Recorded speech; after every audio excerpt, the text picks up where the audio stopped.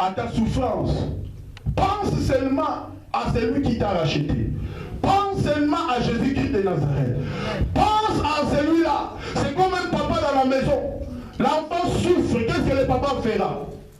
Il va prendre l'enfant pour amener chez le docteur. Et nous avons un docteur dans la souffrance. Nous devons nous procéder qu'à lui.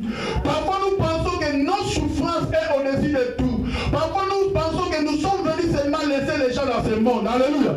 Moi je dis je suis venu laisser personne. Moi je me dis je suis venu laisser personne. Peu importe, je vais marcher toujours la tête haute. Il n'y a personne qui peut te bloquer. Peu importe ce que tu peux être, frère. Même ici aujourd'hui tu n'as rien. Sache que tu as quelque chose. Tu es important. Dieu ne t'a pas créé en vain. Dieu t'a créé pour que tu sois quelque chose d'important plus que tout. Amen. Dieu t'aime. Étudier ou pas, être docteur ou pas, laisse-moi te dire, tu es important. Amen. Parce que cette parole, quand Jésus a fait son apparition, il y avait des gens intelligents, il y avait des scribes, il y avait des pharisiens frères, mais ils n'ont pas compris le temps. Il y avait des prophètes qui ont investigué pour comprendre le temps que Jésus viendra, mais ils n'ont pas compris que Jésus était déjà là. C'est comme aujourd'hui l'église, quand on ne se prépare pas, frère, laisse-moi te dire, Jésus viendra et il est parti avec son église. Toi, tu vas être distrait. Comme un pasteur qui m'a téléphoné l'autre jour, il m'a dit, ah, bonjour pasteur, moi j'ai dit bonjour. Il a dit, je ne te vois plus, moi je croyais que c'est déjà l'enlèvement. Alléluia. Il m'a dit, je ne te vois plus, ça fait plus d'un mois. Je croyais que c'est déjà l'enlèvement. Tu es parti, moi je suis resté. C'est pour cela que je ne comprenais pas. Tu vois, ce sont des hommes qui pensent au moins à cet événement. Mais nous pensons quoi? Comment nous devons acheter une maison? Comment nous devons construire? Comment nos enfants peuvent être des grands? Alléluia. Excusez-moi, je le sais comme ça parce que je carré dans un garage. Parfois, il m'appelle pour enlever.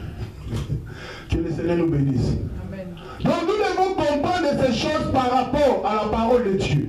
Nous devons comprendre par rapport à toute bonne chose pour toi. Dieu a un plan de bonheur pour toi. Même si le malheur arrive, la Bible nous dit que le malheur atteint souvent les... Mais l'Éternel en délivre toujours. Quand le malheur vient, nous sommes en train de trembler. Nous sommes en train de trembler. Laisse-moi te dire, il y a d'autres flèches que moi je reçois. Toi tu ne les reçois pas. Je peux dire, Seigneur, tiens une place dans ma main. Tu vas voir, tu vas fuir. Tu vas accepter le diable, prends-moi. Il y a des choses qui arrivent, il y a des tentations qui arrivent. Tu es tenté de te bousculer. Tu sens que ça c'est le démon. Mais tu es entre le marteau et l'enclou. Ce n'est pas toi. Après tu verras que l'esprit est parti. Alléluia. Donc nous devons nous contrôler par rapport à tout. Dieu nous veut, Dieu nous aime. C'est pour cela qu'il a envoyé Christ.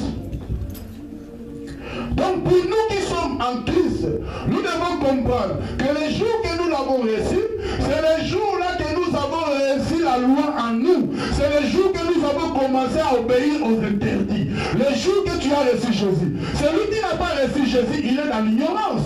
Mais toi qui as reçu Jésus, tu dois marcher par rapport à la parole de Dieu, conformément à la parole. Donc il y a le mal qui nous attire. Il y a des choses qui arrivent. Voire même nous-mêmes, nous devons voir comment au moins les gens se comportent à l'église de Dieu par rapport au monde que nous vivons, par rapport au diable, l'accoutrement même à l'église. Tu verras les gens s'habiller à l'église d'une manière séduisante, afin que les hommes tombent, afin que la séduction, tout entre dans l'église, pour que la malédiction, pour que le débauche entre dans l'église.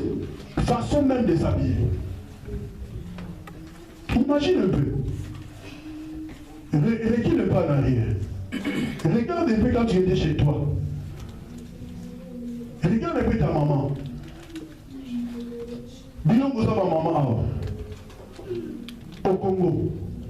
Comment ta maman s'habille? Regarde un peu. Regarde un peu. Comment ton père s'habille?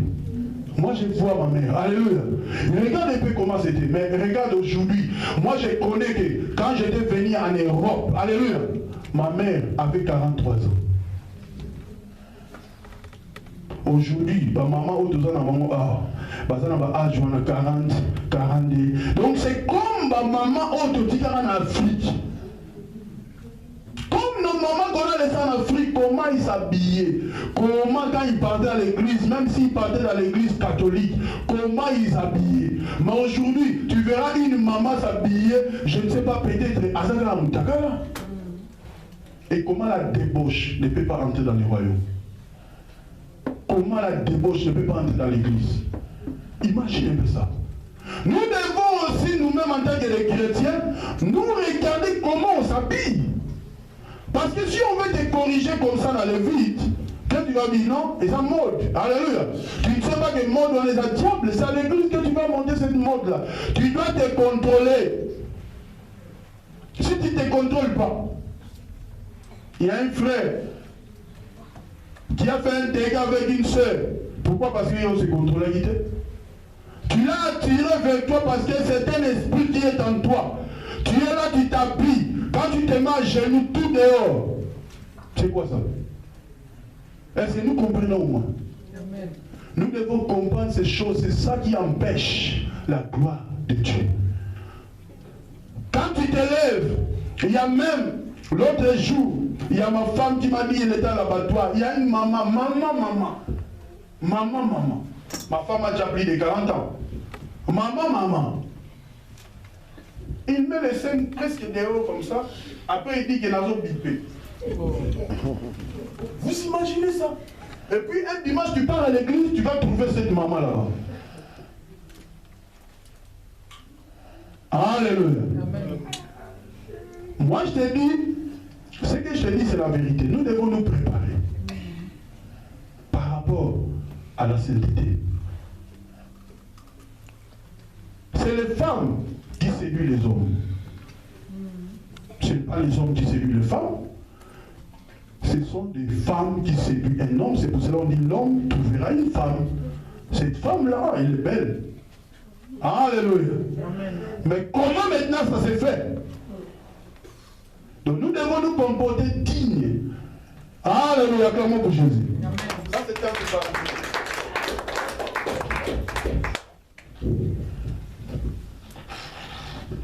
Notre mission en tant que l'Église, nous devons être le témoin de Dieu. Pas témoin de Jéhovah comme les témoins de Jéhovah, non, témoin de Dieu. Témoin de l'Évangile. Témoigner pour Jésus-Christ. Mais avant que tu puisses commencer à témoigner, la Bible nous dit dans Acte 1 que Jésus a dit, mais vous recevez une puissance, le Saint-Esprit survenant sur vous, et vous serez mes témoins à Jérusalem, dans toute la Judée, dans la Samarie, jusqu'aux extrémités de la terre. Vous recevez une puissance. Le jour que tu as reçu Jésus, sincèrement, le Saint-Esprit est venu habiter en toi. L'Esprit de Dieu est là. Quand tu commences à t'exercer dans la prière, il y a la puissance qui augmente. Alléluia. Parce que nous avons déjà un nom, le nom de Jésus-Christ de Nazareth, qui nous a été donné pour que les choses que tu connaisses, tu commences à les proclamer dans cette nation, pour que ceux qui consultent le marabout, ceux qui consultent les astrologues, ceux qui consultent des trucs pareils, afin d'éviter de leur dire qu'il y a un homme qu'on appelle Jésus de Nazareth, c'est lui qui t'aime, c'est lui qui peut prendre une solution pour ton problème. Nous ne sommes pas là pour chercher des consultants. Nous sommes là pour consulter notre Dieu. Jésus même a dit, venez à moi. Pourquoi il a dit? Parce que les hommes ne voulaient pas venir à Jésus. Ils voulaient consulter d'autres personnes. Jésus dit, venez à moi. Avec vos fardeaux, je vous donnerai du repos. C'est moi qui a la solution. C'est moi le chemin. C'est moi la vie. C'est moi la vérité. Où vous allez, venez à moi. Je suis capable de tout. Jésus est toujours capable. Parce qu'il est prêt. Alléluia. Notre façon de comprendre ces choses. Prêchez la bonne nouvelle. Jésus a donné cette mission. Et il a ajouté, je serai avec vous jusqu'à la fin du monde. Jusqu'à la fin, Jésus est présent. Jusqu'à la fin, il est toujours là. Jusqu'à la fin, il va nous conduire. Jusqu'à la fin, il va enlever son église. Il y a des choses qui peuvent arriver, frère. Peut-être tu ne vois pas. Mais Jésus, il voit. Même si on cache. C'est pour cela que tu verras un animal qui prend des feuilles vertes. Après, si l'animal ne met pas, il y a le petit qui prend le lait sort blanc. Comment tu peux expliquer ça? Même les gens qui sont dans le mystique, ils ne comprennent pas. comment le lait sort blanc. Alléluia. Toi, tu as mangé, je ne sais pas si le pâte, mais quand tu donnes l'enfant du lait, ça sort le lait. Alléluia. Comprenez un peu ça. Notre Dieu est merveilleux. Amen. Donc tout ce que Dieu dit, ça se manifeste. Tu es enceinte, tu ne connais même pas comment l'enfant se développe. Mais le diable vient aussi pour attaquer l'enfant qui est dedans. N'est-ce pas? Les médecins sont là seulement pour regarder. Ils ont développé les trucs échographiques. Et regarde un peu les pygmées qui sont dans la forêt équatoriale. Comment ils ont des petits? Comment il faut? Il n'y a pas le microscope, il n'y a rien. Comment il faut? Ils sont aussi nombreux. Notre Dieu nous aime, frère. Nous devons nous réveiller par rapport à notre préparation. Nous marchons du jour au jour, mais nous ne marchons pas en vain, parce que nous avons une promesse de l'éternité. Cette promesse dépasse toutes les choses. C'est pour cela, chaque fois je répète, Pierre, quand il marchait avec Jésus, un temps, ils n'ont pas encore accompli les 3 ans, mais sur la route seulement, sur le chemin, Pierre a commencé à poser des questions. Nous te suivons. Qu'est-ce que nous avons laissé nos femmes, nos enfants, nos biens, nos pêches, tout ça? Et qu'est-ce que nous allons recevoir de ta part? Jésus a dit dans le siècle présent, vous allez recevoir au centuple de tout ce que vous avez perdu, mais dans le siècle à venir, la vie éternelle. Ce qui est important pour nous, c'est dans le siècle à venir. Le présent, au budget, tu vas recevoir. Alléluia. Mais le siècle à venir. Parfois, toi, le siècle à venir, tu regardes comment mes enfants. Comment mes enfants? Mais c'est lui qui connaît l'avenir de tes enfants, c'est Dieu. Tu as peur. Quand l'enfant crie, quand l'enfant bouge, toi tu as peur, c'est comme si c'est toi. Alléluia. Non, il y a un Dieu. Tu dois consulter ce Dieu-là. Tu dois parler à ce Dieu-là. Ce Dieu-là qui va te réveiller. Ce Dieu-là qui va ouvrir tes yeux. Prie seulement, dis à Dieu, ouvre-moi les yeux. Moi, c'est ça ma prière. Seigneur, ouvre-moi les yeux, je vais voir. Alléluia. Amen. Et je commence à voir. Je prie seulement au Seigneur. Parce que l'enfant que je vis là-bas, la femme que je vis au Michopo Libanda, c'était sur chaussée de Wavre. Alléluia. Chaussée de Wavre, Michopo Libanda. Je ne sais pas s'il y a une mort là-bas, s'il y a des sacrifices qui se font là-bas, mais je vis que Michopo Libanda. Donc c'est très dangereux. Il y a un esprit de mort sur cette chaussée-là de Wavre. Il faut prier pour que ça n'arrive pas. Que le Seigneur nous bénisse. Amen. Nous allons continuer à lire. Ne sois pas pressé. Alléluia. Nous allons continuer. Nous allons lire Luc 10, 16, 20.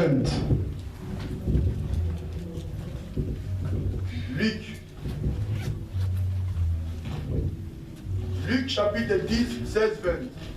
La parole est bien, de Dieu c'est bien. Il faut être content.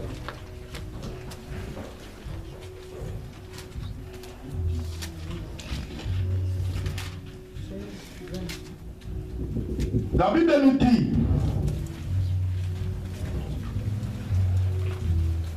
nous dit, celui qui vous écoute, m'écoute. Et celui qui vous rejette, me rejette. Et celui qui me rejette celui qui m'a envoyé. Le 70 réveille avec joie disant, Seigneur, les démons même nous sont soumis à ton nom. Jésus leur dit, je voyais Satan tomber du ciel comme un éclair. Voici, je vous ai donné le pouvoir de marcher sur les serpents et sur les scorpions et sur toute la puissance de l'ennemi, et rien ne pourra vous nuire. Pourquoi? Parce que c'est moi qui vous a donné cette mission d'aller évangéliser. Celui qui va vous écouter, il va être béni. Mais si les gens vous rejettent, vous êtes censé d'aller seulement annoncer la bonne nouvelle du royaume des cieux pour que les âmes soient sauvées. Père éternel Dieu, c'est lui qui nous donne la force afin que nous puissions annoncer ces choses, pour que le monde soit bouleversé, pour que la compréhension de la parole de Dieu soit éclairée. Aujourd'hui dans nos églises, frères, au lieu d'annoncer la bonne nouvelle, nous voyons parfois il y a une fête, mariage, ma maman l'a dit bien, ils sont là bien habillés, ils savent que pour eux, ils savent qu'ils font de bonnes choses par rapport à cela, mais pour aller évangéliser, pour parler de la part du Seigneur, pour proclamer la bonne nouvelle, ce n'est pas leur problème. Ils sont seulement là pour faire des mariages et des mariages, des fêtes et des fêtes, a des projets et des projets, mais la parole de Dieu, la mission que le Seigneur nous a donnée, il n'y a personne qui le fait. Ce n'est pas que dans l'église, il y a une foule de personnes qui viennent, tout le monde qui sont là comprennent la parole. Si on prêche n'importe quoi, laisse-moi te dire, les gens iront seulement dans la perdition, quelle que soit la foule. Dieu ne regarde pas la foule, Dieu regarde nos cœurs. Il vient frapper à nos cœurs, il vient s'asseoir, afin de nous restaurer, afin de nous donner ce que nous avons. La victoire nous appartient, mais c'est dans le nom de Jésus. Au nom de Jésus. Mon frère, si nous ne comprenons pas ces choses, j'ai vraiment préparé un message pour toi, je ne sais pas si je vais le terminer. Si nous comprenons ces choses, on ne peut pas être dans l'inquiétude. Si nous comprenons ces choses, on ne peut pas aller consulter les hommes et les femmes. Alléluia. Si nous ne comprenons pas ces choses, nous allons courir devant les hommes. Il y a un vent qui est venu ici dans ce pays, la Belgique, il y a de cela 3 ans, 4 ans passés. S'il y a un prophète qui arrive, nous tous, nous courons parce qu'il y a un prophète. J'ai vu un homme de Dieu qui est venu en prêchant seulement. Il a lu seulement presque un passage biblique. Il commence à souffler sur le micro. Il vient ici, il fait bouh, tout le monde tombe. Il vient ici, bouh, les gens tombent. Il dit fire, les gens tombent. Après, fini, on prie, clôture, prie, on met l'offrande. Et puis les gens donnent les enveloppes. C'est quoi ça? C'est quoi ça? C'est quoi ça? Nous devons comprendre l'état est mauvais. Alléluia. Nous devons comprendre que là où nous sommes, nous devons vraiment être avec Jésus. Nous devons comprendre que là où nous sommes, nous devons comprendre le temps et les circonstances. Ça, j'avais déjà dit, j'ai dit que comme Hérode, qui voulait empêcher la prophétie s'accomplir, Hérode a tué les petits-enfants. Dans la naissance de Jésus, alléluia. Jésus est né, mais il y a eu des plaies. Alléluia. Pourquoi? Parce que les enfants étaient tués. Hérode croyait qu'il a tué Jésus-Christ de Nazareth. Mais Dieu l'a gardé. Le Saint-Esprit l'a conduit en Égypte et il est revenu. Et la parole continue. La prophétie doit s'accomplir. Personne ne peut arrêter. La Bible nous dit tout passera, mais la parole de Dieu ne passera. Il y a d'autres passages de la Bible que tu ne vas pas comprendre jusqu'à ta mort. Dieu te demande seulement de marcher dans la sainteté, de marcher dans la pureté, d'être pur devant lui. Quand il viendra, quand ta robe est propre, tu vas être enlevé pour l'éternité. Tu vas chercher à tout comprendre. Alléluia. Même des prophètes qui sont morts, qui marchaient avec Dieu dans la puissance, il y a d'autres passages de la loi, ils n'ont pas compris. C'est Dieu seul qui connaît. Tu peux te poser des questions par rapport à Abraham. Le peu que le Saint-Esprit nous donne, alléluia, si nous les comprenons, Dieu va nous conduire quelque part. Mais si toi tu ne veux pas comprendre le pain qu'on te donne, tu veux quelle nourriture si tu ne comprends même pas comment boire du lait? Le lait que je donne, c'est une nourriture solide pour toi. Tu dois comprendre comment marcher avec ce Dieu. Alléluia. J'avais dit pour Éphèse, ils ont adoré Diane. Là tu vas lire ça quand il y a eu des émeutes. C'est un homme qu'on appelle Dimitri. Acte des apôtres 19, tu peux lire à la maison 24, 27. C'est Dimitri, c'est lui qui a excité les Éphésiens pour empêcher la parole de Dieu d'être prêchée par Paul. Et il y a eu un mec à Éphèse. Aujourd'hui aussi, on est en train d'empêcher. On est en train d'empêcher que la parole de Dieu soit prêchée. Aujourd'hui, si je vois il y a une multitude des églises, pour moi c'est normal. Afin que la parole soit prêchée, que les gens puissent écouter. Si quelqu'un ne veut pas venir, si il est quelque part, et que là on prêche seulement la vérité dans une fréquence normale, que Dieu soit béni. Amen. Alléluia. La parole de Dieu doit arriver jusqu'aux extrémités de la terre. Aujourd'hui, parfois, toi, tu ne comprends pas, mais laisse-moi te dire, t'expliquer encore. La parole de Dieu est déjà arrivée aux extrémités de la terre. Même ceux qui étaient dans la forêt, ils ont compris qu'il y a la parole. Si tu ne suis pas les documentations, moi j'avais lu dans un documentaire, on a expliqué qu'il y avait un peuple dans la forêt, je crois, Amazon. Là, c'est un peuple qui vit comme dans l'Antiquité. Ils ont gardé la nature. Ils sont jamais dans la ville comme nous, prendre le métro. Non, ils sont dans la brousse. Ils ne connaissent pas les voitures. Peuple, on a découvert dans mon Galatie. Donc cela veut dire que l'évangile est arrivé. Alléluia. l'évangile est déjà arrivé. Peut-être tu vas dire dans le pays islamique, l'évangile ne peut pas pénétrer, on interdit même le Bible. Laisse-moi te dire, le diable n'a pas compris. De la même manière quand Jésus passait, le diable